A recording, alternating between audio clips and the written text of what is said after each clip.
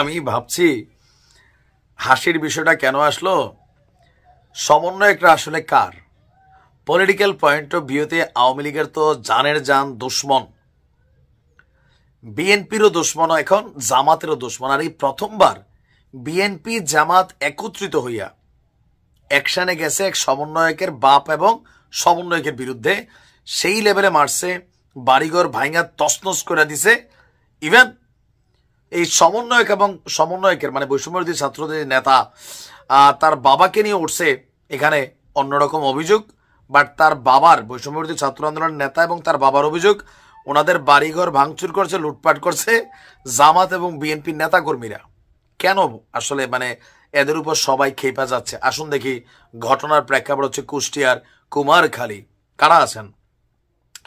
বৈষম্যবিরোধী ছাত্র আন্দোলনের কুষ্টিয়ার কুমারখালী উপজেলার যে শাখা আছে সেটার সদস্য সচিব হচ্ছেন আসাদুজ্জামান আলী। আলীর বাড়িতেই ভাঙচুর এবং লুটপাট করেছে বিএনপি জামাতের নেতাকর্মীরা। আমি ভাই বানাইয়া বলতেছি না, গণমাধ্যম বলছে, সমকালের রিপোর্ট, যে মঙ্গলবার দুপুরে পৌরসভার ৩ নম্বর ওয়ার্ডের এলঙ্গি পাড়ায় এই বিরল ঘটনার জন্ম দিয়েছে বিএনপি জামাত যৌথভাবে। বিকেলে এই সমন্বয়ক যিনি আছেন মানে বৈষম্যবিরোধী ছাত্র আন্দোলনের নেতা, তিনি সংবাদ সম্মেলন করেছেন। সেখানে তিনি হামলা এবং লুটের বিষয়ে যখন কথা বলেছেন তখন আবার বিএনপি এবং জামাত বলছে যে ঘটনা মিথ্যা। সত্য কোনটা? বিএনপি জামাতের বক্তব্য, এই আলী এবং তার বাবা আব্দুস সামাদ তারা কুমারখালীতে চাঁদাবাজি এবং পুলিশকে ব্যবহার করে আসামি বাণিজ্যের, যে গ্রেপ্তার বাণিজ্যের, তার একটা অবস্থান তৈরি করেছে।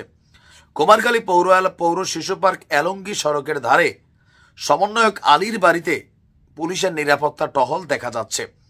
কুমারখালীর সর্বদলীয় ঐক্যজোট ব্যানারে সংবাদ সম্মেলন করা হয়েছে। সমন্বয়ক আলীর বক্তব্য, বাবার সঙ্গে বিএনপি এবং জামাতের রাজনৈতিক বিরোধ আছে। কেন? কারণ আচ্ছা, সেটা বলছে যে বিএনপি এবং জামাতের কিছু নেতা আওয়ামী লীগের কিছু নেতাদেরকে বাঁচানোর চেষ্টা করছেন। তো আলীর বাবা প্রতিবাদ করায় ক্ষিপ্ত হয়ে তারা আমার বাড়িতে পুলিশের সামনেই হামলা চালিয়েছে। কেমন একটা অদ্ভুত লাগতেছে তার কথাটা। তার বক্তব্য যে তিনি আলীর বাবা বলেন তিনি হচ্ছেন পৌর বিএনপির সাবেক যুগ্ম সাধারণ সম্পাদক, বর্তমানে কোন দল জানি না। আর এনিয়া বিএনপির বক্তব্য হচ্ছে একরকম, জামাতের বক্তব্য একরকম, মানে তারা দুজনই একই কথা। আর সমন্বয়ক এবং তার বাবার বক্তব্য আলাদা। সংবাদ সম্মেলনে উপজেলা জামাতের আমির আফতাব উদ্দিনের সভাপতিত্বে উপস্থিত ছিলেন উপজেলা জামাতে নায়েবে আমির, তারপর হচ্ছে বিএনপির সদস্য সচিব, পৌর বিএনপির আহ্বায়ক, যুব দলের আহ্বায়ক, ছাত্র দলের নেতারা।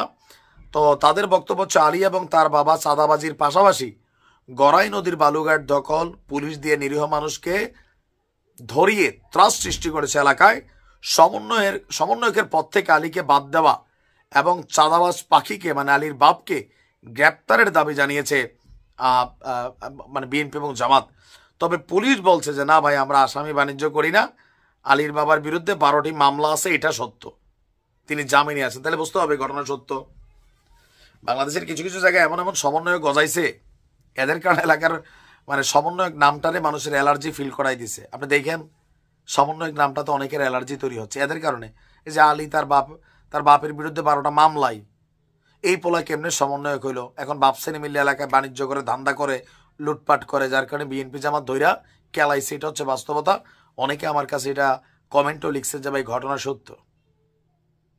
এখন এটা তো একটা নেগেটিভ জিনিস। আওয়ামী লীগ, বিএনপি, জামাত সবাই যদি সমন্বয়কদের উপর এরকম চেতে, এই কারণে তারা আলাদা রাজনৈতিক দল করছে, কারণ তারাও কাউরে বিশ্বাস করে না। ভালো থাকুন।